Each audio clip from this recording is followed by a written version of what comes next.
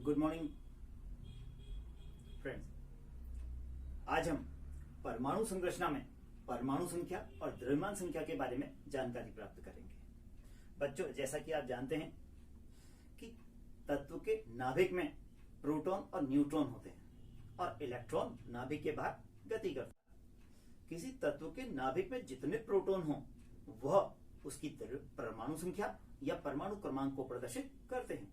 जैसा कि हाइड्रोजन का परमाणु क्रमांक 1 होता है क्योंकि इसमें प्रोटॉनों की संख्या कितनी होती है? 1। इसी प्रकार यदि कार्बन को लें तो कार्बन के लिए Z का मान कितना होता है? 6 होता है। क्यों? क्योंकि कार्बन में प्रोटॉनों की संख्या कितनी होती है? 6 होती है। तो इस प्रकार जो तत्व का नाभिक है, नाभिक में जितने भी प्रोटॉन हो वह उसकी परमाणु संख्या अर्थात परमाणु क्रमांक को प्रदर्शित करते हैं, जिसे कि मैंने बताया अभी आपको कि Z से प्रदर्शित करते हैं। तो इसी प्रकार हम क्या करेंगे, यदि विभिन्न तत्वों को उनके प्रोटॉनों की गणना कर ली जाए तो हम क्या बता सकते हैं, उनके परमाणु क्रमांक बता सकते हैं। जैसे सोडियम में 11 प्रोटॉन होते हैं तो परमाणु क्रमांक कितना हो गया? 11 हो गया। एल्यूमिनियम में 13 प्रोटॉन होते हैं, परमाणु क्रमांक कितना हो गया? 13 हो गया। इसी प्रकार फास्फोरस में 15, क्लोरीन 17, आर्गन 18, पोटेशियम 19 और कैल्शियम 20। तो ये इसको प्रदर्शित करते हैं परमाणु संख्या को।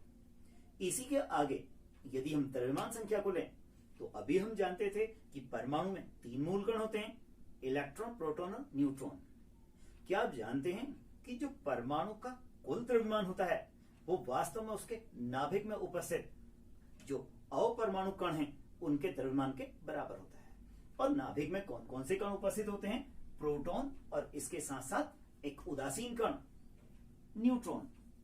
तो किसी तत्व के नाभिक में जितने भी प्रोटॉन और न्यूट्रॉन हो उनकी कुल संख्या किसको प्रदर्शित करती है? द्रव्यमान संख्या को।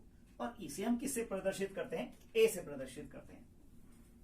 तो इस प्रकार यदि हम गणना के लिए एक सूत्र निर्माण करें तो द्रव्यमान संख्या A इक्वल्स प्रोटॉन और प्लस कितना हो जाएगा? न्यूट्रॉन।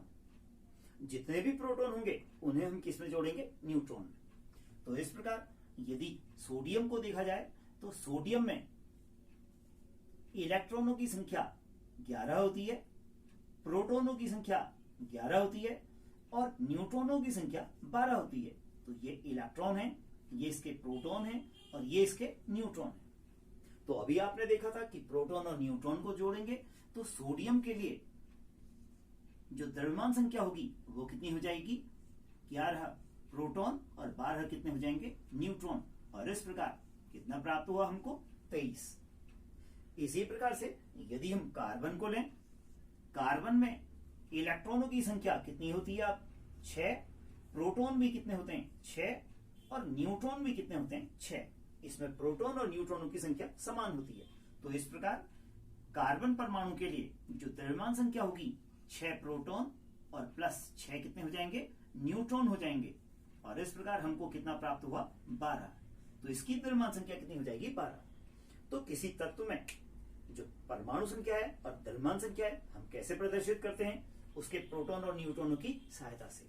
बच्चों, इनके प्रतीकों को जब निरूपित किया जाता है तो इसके लिए एक विशेष विधि प्रयुक्त की जाती है। यदि किसी तत्व को परमाणु संख्या और द्रव्यमान संख्या दोनों के लिए ही दिखाना हो तो सबसे पहले उस तत्व को लिखा जाता है और उसके निचले भाग में, इस वाले भाग में परमाणु संख्या, और जबकि ऊपर की ओर बाईं साइड आप क्या करेंगे? यहां पर द्रव्यमान संख्या को प्रदर्शित करते हैं। और इस प्रकार अभी हमने सोडियम के लिए ज्ञात किया था कि उसमें परमाणु क्रमांक कितना था? आपके पास 11 था, तो ये परमाणु क्रमांक है।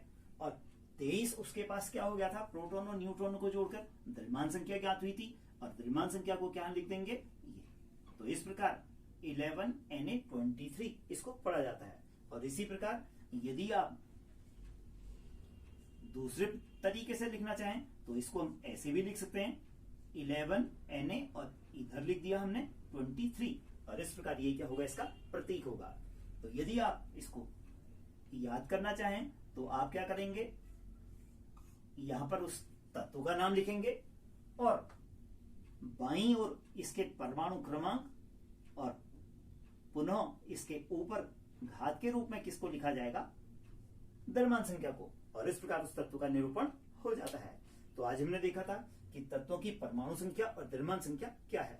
तो आप अपनी पाठ्य पुस्तक से अपने कोर्स के परमाणु क्रमांक 1 से लेकर परमाणु क्रमांक 20 तक के तत्वों को किस प्रकार प्रदर्शित करेंगे, परमाणु संख्या और द्रव्यमान संख्या के रूप में। अगले वीडियो में पुनः मिलेंगे। Thank you.